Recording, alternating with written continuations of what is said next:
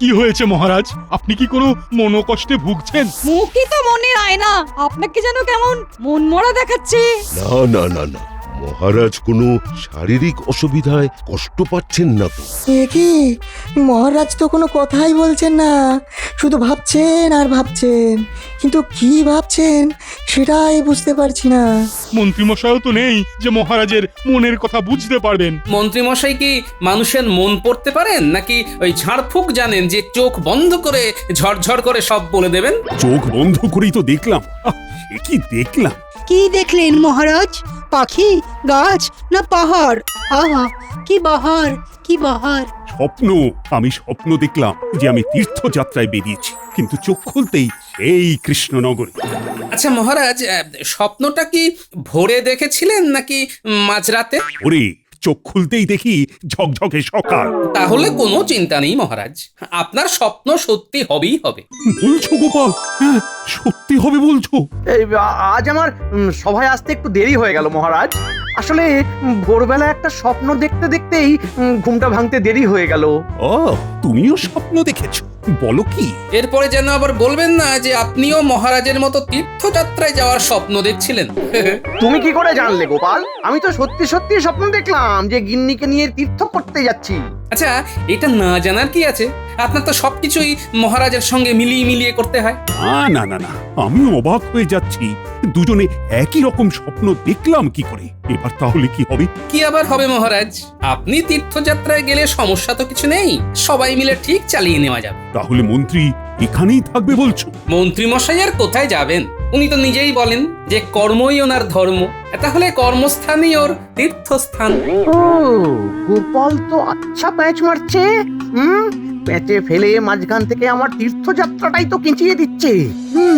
ওহ গোপাল, তোমার বিশ্লেষণে আমি মুগ্ধ।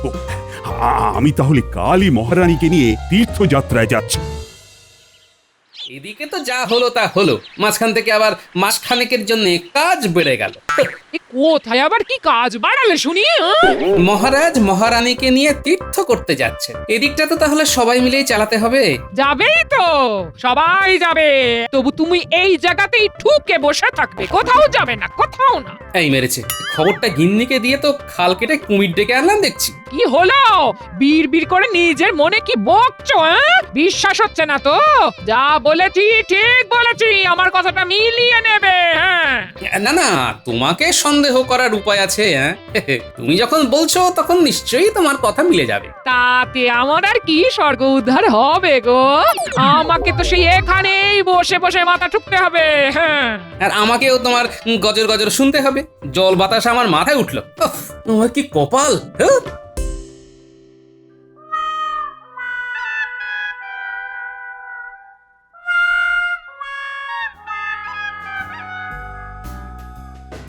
ও, কপাল করে একখানা গিন্নি পেয়েছিলাম বটে। ঘরে ঢুকতেই কেমন জল বাতাসা নিয়ে হাজির।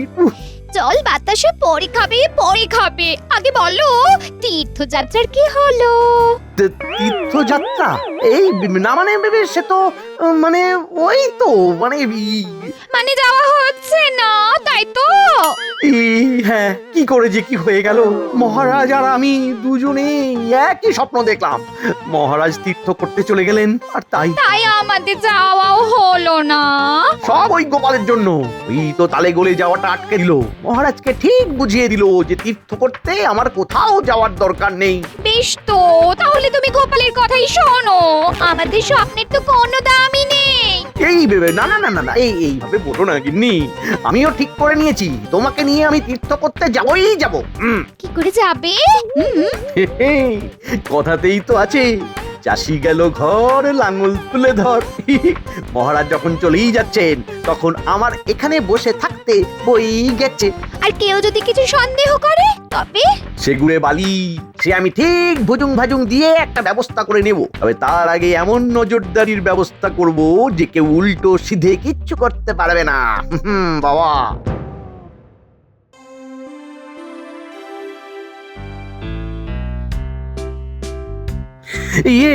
পালকি তৈরি হয়ে গেছে মহারাজ। আপনি আর রানীমা এসে বসুন। যাত্রার জন্য শুভ সময় আগত মহারাজ। বিলম্ব করলে যাত্রায় বিঘ্ন পড়তে পারে। হ্যাঁ, বল কি রাজ জ্যোতিষী? বলছিলাম কি ওই যাত্রা শুরু করার আগেই বিপদের কথা বলে মহারাজকে বিচলিত করা কি উচিত হচ্ছে? আচ্ছা, সে যাই হোক, তবে যাত্রা শুরু করার আগে একটা কথা বলে যাই। হ্যাঁ বলুন না মহারাজ, বলুন। আপনি যেমন বলবেন তেমনটাই তো হবে। আমার অবর্তমানে বিশেষ কোনো একজনকে নয়, সবাইকে নিজের নিজের দায়িত্ব পালন করতে হবে। হ্যাঁ মহারাজ, আপনি ফিরে এলেই দেখতে পাবেন যে কে কেমন করে নিজের ভূমিকা করছে, মানে পালন। বুঝতে পারছি মন্ত্রী মশাই নির্ঘাত ভিতরে ভিতরে কিছু একটা ফন্দি আচ্ছে। তবে গোপাল যখন আছে তখন আর আমার চিন্তা নেই। কি গোপাল, তেমন কিছু হলে সামলে ফেলতে পারবে তো? বিলক্ষণ মহারাজ।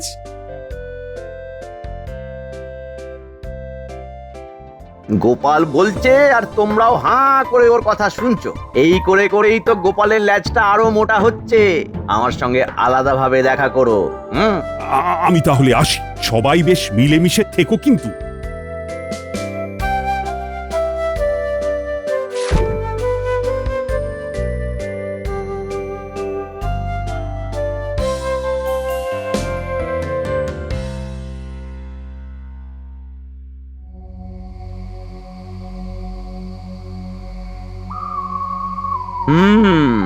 দেখাচ্ছি দেখাচ্ছি গোপালের কত পোয়া বারো হয়েছে দেখাচ্ছি। কি দেখার কথা বলছেন মন্ত্রী মশাই? দেখতে হবে নাকি দেখাতে হবে? কি করতে হবে সেটা খালি বলুন। তোমার তো মুখে নং মারিতং জগৎ। আমি বললে তারপরে বুঝবে। দেখতে পাচ্ছ না, দেখতে পাচ্ছ না গোপাল আমাদের ছেড়ে কেমন নিজের একটা দল বানাচ্ছে? এর মধ্যে নিশ্চয়ই গোপালের কোনো উদ্দেশ্য আছে। আছেই তো, আছেই তো। আর সেটা ধরার জন্যেই আমি কয়েকদিনের জন্য গা ঢাকা দেব ভাবছি। এই মরেছে, আপনি গা ঢাকা দিলে ধরবেটাকে? সেই পরিকল্পনাও আমার করা হয়ে গেছে। যে কটা দিন আমি থাকবো না সেই সময়ে সেনাপতি তুমি বিজ্ঞানী আর বৈদ্যের গতিবিধির ওপর নজর রাখবে, আর পণ্ডিত তুমি নজর রাখবে গোপালের ওপর। আর কবি কি করে সেটা দেখার জন্য বটা ঘটা তো থাকছেই। আপনার কোনো চিন্তা নেই মন্ত্রী মশাই, আমরা একেবারে বাড়াবাড়ি রকমের নজরদারি করব। হ্যাঁ,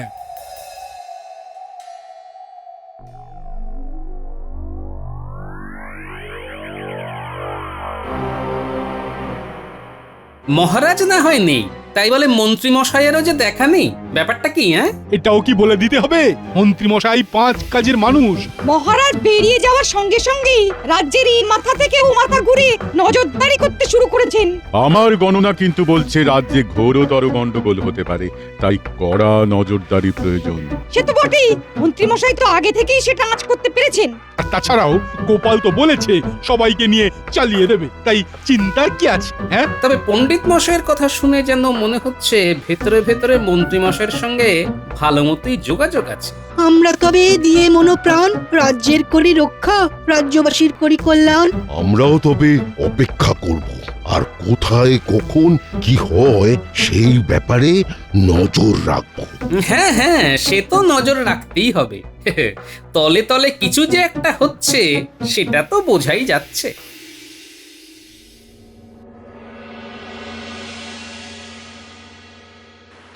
গোপাল দাদু, আমরা এসে গেছি। আমাদের হাতে এখন প্রচুর সময়। পণ্ডিত মশাই বলেছেন তাকে নাকি এখন কদিন চোখ কান খোলা রাখতে হবে, তাই পড়াতে পারবেন না। কিন্তু পণ্ডিত মশাই চোখ কান খোলা রেখে কি দেখবেন গোপাল দাদু? সেটা তো তোদের পণ্ডিত মশাই জানেন, তবে তোদের অত ভাবতে হবে না, বুঝলি? হ্যাঁ হ্যাঁ, তোরা বরং খেল গিয়ে মাঠে, যা ভাবার আমাকে ভাবতে দে। শুধু পণ্ডিত নয়, আর কে কে কোথায় কোথায় কার কার উপর নজরদারি করছে সেটাই এখন জানতে হবে।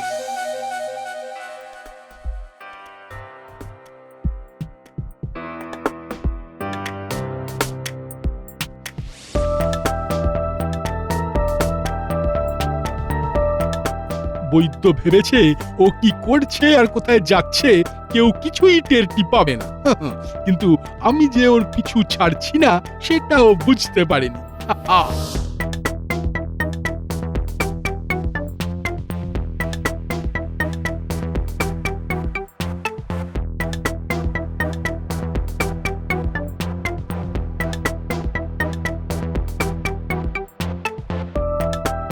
আরে আরে, সবাই মিলে বৈদ্যকে এসে ঘিরে ধরলো কেন? মনে হচ্ছে বৈদ্য নির্ঘাত কোনো ঘোট পাকাচ্ছে। যাই হোক, একটু সামনে থেকে গিয়ে আড়ি পাতি। বেশ তো, তোমাদেরও কথা শুনলাম, দেখি এরপর কি ব্যবস্থা করা যায়। আমি জানি আপনি নিশ্চয়ই একটা কিছু ব্যবস্থা করবেন। ব্যবস্থা করবে? করাচ্ছি ব্যবস্থা।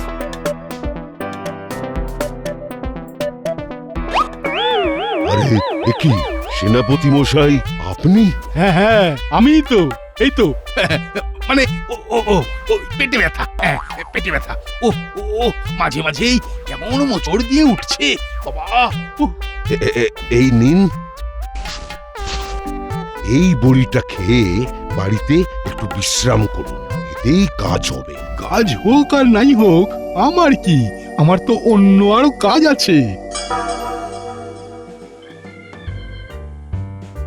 এই তো হয়েছে, যেমনটা চাইছিলাম তেমনটাই হয়েছে, একেবারে পরিষ্কার দেখা যাচ্ছে সব। না, বিজ্ঞানীর বাড়িতে আড়ি পেতে খুব একটা গন্ডগোল কিছু হয়নি দেখছি। দেখি আর কি বলে শুনি। এবার নজরদারি করতে সুবিধা হবে, আর কোনো ভয় নেই। মনে হচ্ছে মহারাজের তীর্থযাত্রা করে ফিরে আসার ভয় পাচ্ছে, তার আগেই নির্ঘাত কাজ গুছিয়ে নিতে চায়। ঠিক জায়গায় বসিয়ে দিতে পারলেই কাজ হবে। তুমি নিশ্চিন্তে থাকো, আমি থাকতে সেই কাজ নির্ঘাত কেঁচিয়ে যাবে। হ্যাঁ,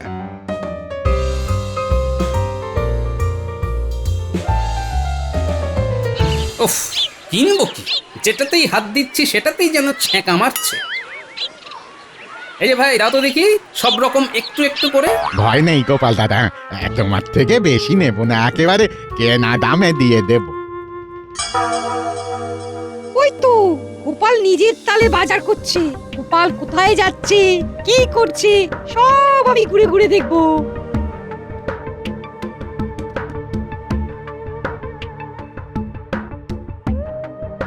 এই যে পটকা সমেত টাটকা মাছগুলো কত করে দিচ্ছ ভাই?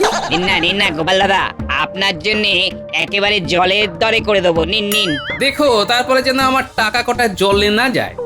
গোপালকে দেখে সবাই যেন একবার গলে গলে পড়ছে। মন্ত্রী মশাই কি আর এমনি এমনি গোপালের উপরে নজর রাখতে বলেছেন? যা ভেবেছিলাম ঠিক তাই, আমার পেছনেও ফেউ লেগেছে মনে হচ্ছে। বেশ লাগুক, যত লাগবে আমিও তাকে আচ্ছা করে লেজে খেলাবো। তাহলে আর দেরি করো না ভাই, আমাকে আবার এখনই একবার রাজপ্রাসাদে যেতে হবে। ওদিকটাও তো আমাকেই সামলাতে হচ্ছে।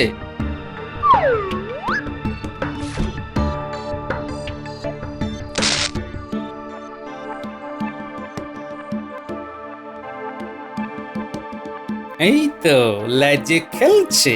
এসো পণ্ডিত, তোমায় আরেকটু খেলাই। সেই তখন থেকে একই খেলা খেলতে আর ভালো লাগছে না। এর থেকে যদি গোপাল দাদুর কাছে বসে গল্প শুনতাম তাহলে ঢের ভালো হতো। ওই গুলটিটাই তো খেলবো বলে হাঁপাহাঁপি করলো। ও, এখন সব দোষ আমার না? তোরা যেন খেলিসনি। আহারে, খেলে খেলে বুঝি তোমরা বিরক্ত? সময় কাটানোটা কি শক্ত। এটা একদম ঠিক কথা, সময় যেন আর কাটতে চাইছে না। তবে কি তোমরা চাও একটু অন্যরকম ভাবে সময় যাবে কেটে? তাহলে তো ভালোই হয়। তবে এসো, কানে কানে কিছু বলি, একটু অন্যরকম ভাবেই না হয় খেলি। দেখেছিস ঘটা কাণ্ডখানা কি হচ্ছে?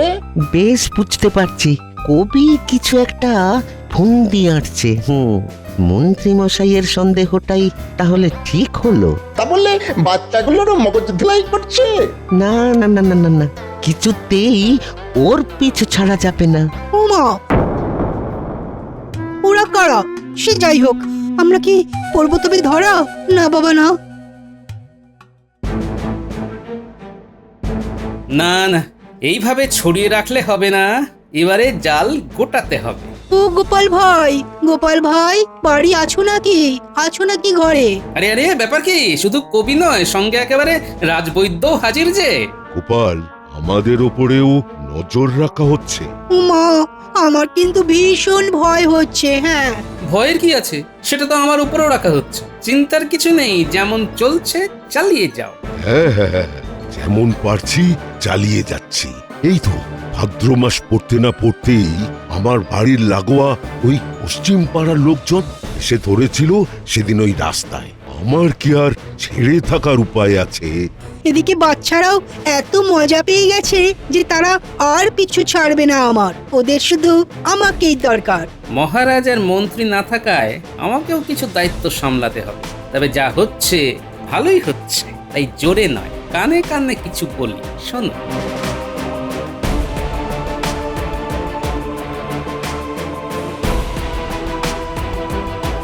বেশ গোপাল, তবে তাই হবে।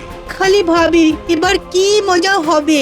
যা হবার কাল সকাল 10টায় রাজপ্রাসাদের সামনে হবে।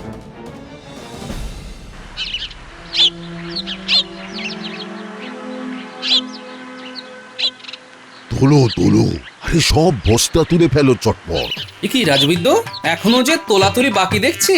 এই তো সবে শুরু করলাম গোপাল, একটু সময় তো লাগবেই। বস্তার সংখ্যা নিয়ে ভাববেন না রাজবৈদ্য, কোনো চিন্তা নেই, যত বস্তা লাগে সব নিয়ে যান। তাই তো রাজকোষ থেকে এই 2 থলি মোহর নিয়ে এলাম। ঘাবড়াবার কোনো কারণ নেই, সবার চিন্তা দূর করব আমি। এখানে তো একেবারে পরিলুট চলছে। মন্ত্রী মশাই সন্দেহ তাহলে ঠিক, কেউ নেই দেখে গোপাল সব লুটে পুটে খাচ্ছে। চলুন তাহলে তাহলে দেরি করে আর কি হবে, যা হচ্ছে সব নিজের মুখেই বলবেন তাহলে। মন্ত্রীমশাই এসে গেছেন। অল্প কয়েকদিনের জন্য হলেও ঘোরা তো হলো, তাতেই শান্তি। আপনাকে দেখে যেন ধরে প্রাণ এলো মন্ত্রী মশাই। না হলে গোপাল যা শুরু করেছে তা তো আর চোখে দেখা যায় না। হ্যাঁ, করবেই তো, করবেই তো। এমন সুযোগ কি আর কেউ হাতছাড়া করে? শুধু গোপাল দাদা কেন, সবাই তো নিজের মতন করে গন্ডগোল পাকাচ্ছে। কি করেছে সেটাই তো শুনতে চাইছি। বাচ্চাগুলো গোল্লায় যাচ্ছে ওই কবির পাল্লায় পড়ে। বৈদ্য, বিজ্ঞানী, কবি সবাইকে নাচাচ্ছে ওই গোপাল। এবার শুধু মহারাজের আসার অপেক্ষা, তারপরেই গোপাল আর তার দল বলের মুখোশ খুলে যাবে।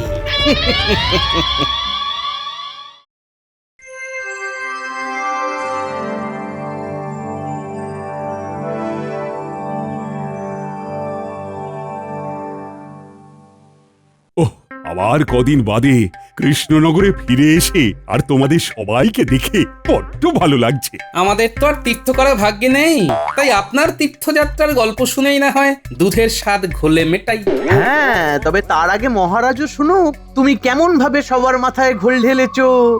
তার মানে তেমন কোনো গোলমাল হয়েছে নাকি এই কদিনে? সব শুনলে মহারাজ আপনার চোখ কপালে উঠবে। গোপাল অবস্থার সুযোগ নিয়ে রাজকোষ থেকে অর্থ সরিয়েছে, পণ্ডিত সাক্ষী আছে। বলো কি? শুধু কি তাই মহারাজ, বৈদ্য তো শস্য ভান্ডার থেকে শস্য সরিয়েছে, সেনাপতি সাক্ষী আছে, আর কবিও তো কাজকর্ম ভুলে বাচ্চাদের মগজ ধোলাই করেছে, বটা ঘটা নিজের চোখে সব দেখেছে। না না, ব্যাপারটা ঠিক কি হয়েছে আমাকে জানতেই হবে। তবে বলি, পণ্ডিত মশাই গোপালের উপর নজরদারি করবেন বলে পাঠশালায় দিলেন ছুটি। তাই আমি বাচ্চাদের নিয়ে নদীর পাড়ে বসে আঁকা শিখিয়েছি, রচনা লেখা শিখিয়েছি। সে কি ভুল নাকি মিছি? এটুকু না করলে যে বাচ্চাদের ক্ষতি হতো মহারাজ। না না না না না, এই কাজে তো কোনো অন্যায় নেই। আমি বা কোথায় অন্যায় করলাম মহারাজ? পশ্চিম পাড়ায় ভাদ্র মাসে অন্নকূট হয়, নরনারায়ণ সেবার জন্যে আপনি তো প্রতিবারই ওদের চাল ডাল এসব দেন। তাই এবার আমি নিজে উদ্যোগ নিয়ে চাল আর ডালের ব্যবস্থা করে দিয়েছি, না হলে যে মহারাজের সম্মানহানি হতো। একদম ঠিক কাজই করেছো বৈদ্য। ওহ, ব্যাপারটা তো আমি ভুলেই গেছিলাম। এবার তাহলে আমি বলি, রাজপ্রাসাদে যারা কাজ করে তাদের সাপ্তাহিক বেতন দেওয়ার দিন পেরিয়ে যাচ্ছে, তাই কোষাগার থেকে মোহর এনে সেই সব মেটাতে হলো। সব হিসেব খাজাঞ্চির কাছে লেখা আছে মহারাজ। ওহ, কি দারুণ দায়িত্ববোধ তোমার গোপাল। কেউ তো কোনো অভিযোগ করার সুযোগই পাবে না। ও মন্ত্রী, বলো এবার আর তোমার কিছু বলার আছে কিনা? না মানে তাই বলে মানে কোষাগার থেকে মানে এখন আর আমতা আমতা করে কি হবে মন্ত্রীমশাই? সত্যিটা তো সবাই জেনেই যাবে। কি হলো মন্ত্রী, তোমার কথা বন্ধ হয়ে গেল কেন? মন্ত্রীমশাই আর কি বলবেন মহারাজ, উনি নিজেই তো এই কদিন বেপাত্তা ছিলেন। বলো কি, তাও আবার অনুমতি না নিয়ে? নিজে না থেকে তিনি উল্টে সবার উপর সন্দেহ করেছেন। রাজপ্রাসাদ যাতে সুরক্ষিত থাকে তাই আমি একটা যন্ত্র আবিষ্কার করেছিলাম। সেনাপতি সেখানেও নজরদারি করতে গিয়েছিলেন। ছি ছি মন্ত্রী, তুমি নিজে তো নিজের কাজে ফাঁকি দিয়েইছো, উল্টে সবাইকে সন্দেহ করেছো। এত সন্দেহ বাতিক মন তোমার? গ্রহের যা ফের তাতে মন্ত্রী মশাইয়ের ভাগ্যে নির্ঘাত দুর্গতি আছে। তবে শোনো ভালো করে, গোপাল, বৈদ্য, কবি আর বিজ্ঞানীকে পারিতোষিক দেওয়া হবে, আর সেটা হবে মন্ত্রীর 2 মাসের বেতন কেটে। আর মন্ত্রীর তালে তাল মেলানোর জন্য সেনাপতি আর পণ্ডিতেরও 1 মাসের মাইনে কাটা হবে। এমন শাস্তি দেবেন না মহারাজ, আমি মারা পড়ে যাব। এমন শাস্তি দেবেন না। আমাদের ছেড়ে দিন মহারাজ, আমরা তো শুধু মন্ত্রী মশাইয়ের কথা শুনে কাজ করেছি মাত্র। তাতেই ফাঁদে পড়েছি। কোনো কথা হবে না, এবার শুধু কথা মতন কাজ হবে। লঘু পাপে এমন গুরুদণ্ড দেবেন না মহারাজ, এমন গুরুদণ্ড দেবেন না। কি আর করবেন মন্ত্রীমশাই, সন্দেহের ফল যে এমন তেতই হয়।